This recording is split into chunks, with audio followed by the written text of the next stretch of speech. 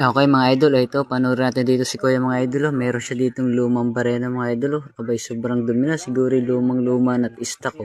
Mukhang nalubog pa ito mga idol sa tubig dahil puro kalawang yung loob, yung kalawang tubig baga panoorin natin kung anong gagawin niya dito. Siguro ito aayusin niya o hahulma o hahimahin niya. Nang sa ganun, yung mapakinabangan pa uli niya dito mga idol.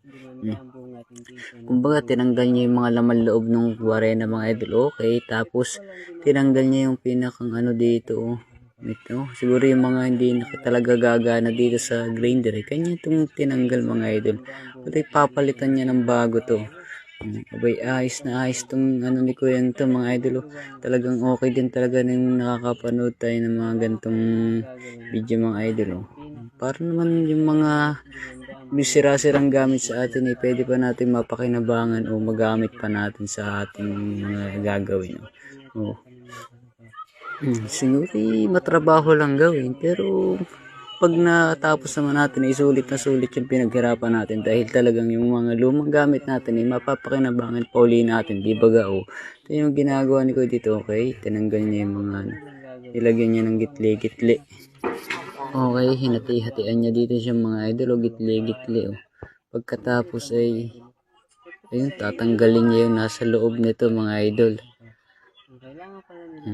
Abay, ayos din talaga itong si Kuya. Talagang siya creative na creative sa kanyang ginagawa. Mahal niya talaga yung mga paghahayamang yan. Okay, tapos nilagay niya sa isa pang barena. Ito mga idol. Saka nilihan niya.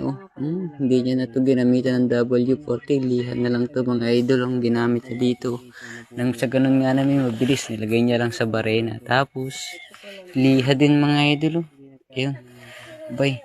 Pinaglalagyan niya ito ng pinaglalagyan dito yung kanyang pinagtanggalan ng laman kanina.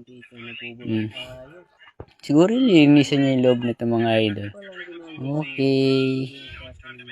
Para na siyang bulaklak tapos nilagay niya uli sa barena mga idol. Ayun mga idol, hindi niya pala ito hahayumahin o bubuuin uli. Kinuha niya lang pinakang gitna o yung ano nung barena, parang sa ganun panglihan niya sa mga bilog na bakal o tobo mga idol, pampakinis sa loob. Ayan, binalutan niya. Nang sa ganun nga naman makalinis siya sa mga bilog na o mga masisikip na na kantuhan. Bay, ayos din naman itong naisip ni Kuya. At least di man niya nabuo yung grader. Napakinabangan pa rin niya ba? Ayos na ayos to si Kuya. Kung nagustuhan niyo video mga idol, pakilike and share. Salamat mga idol.